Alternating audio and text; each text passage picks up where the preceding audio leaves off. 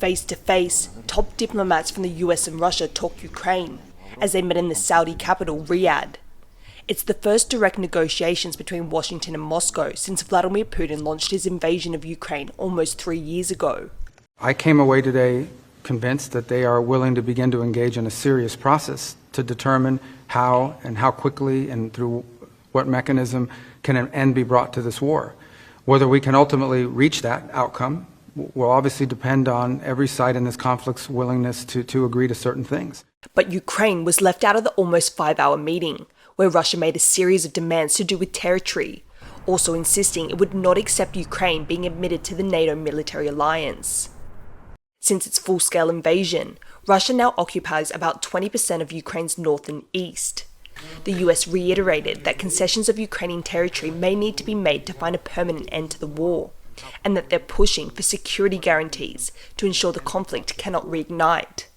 Можете обговорювати що завгодно, але не можна приймати рішення без України, як завершити війну в Україні. Ті чи інші умови. І нас не запрошували на цю зустріч, російсько-американську зустріч в Саудівській Аравії. Для нас це було сюрпризом, я думаю, так, як і для багатьох. Also left out of the discussion, Ukraine's European neighbours, who are now considering boosting their spending to help the country's defence. US negotiators say they're in contact with European officials and insist no one is being sidelined, least of all Ukraine. Their concerns dismissed by US President Donald Trump. I hear that, they're upset about not having a seat. Well, they've had a seat for 3 years and a long time before that. This could have been settled very easily. Just a half-baked negotiator could have settled this years ago without the loss of much land, very little land, without the loss of any lives, and without the loss of cities that are just laying on their side.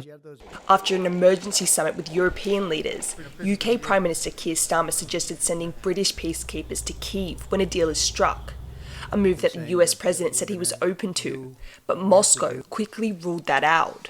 И поэтому объяснили мы сегодня появление войск вооруженных сил из тех же стран НАТО, но под чужим флагом, под флагом Евросоюза или под национальными флагами, ничего в этом плане не меняет. Это нам, конечно же, неприемлемо.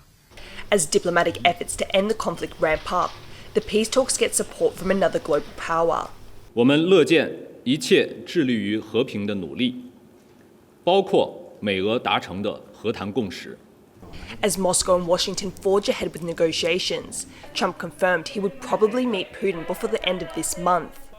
And Europe is also rallying, planning to hold another summit on Ukraine and the continent's security, this time inviting NATO ally Canada, as it continues to push for all Western allies to work together to find a lasting end to the conflict.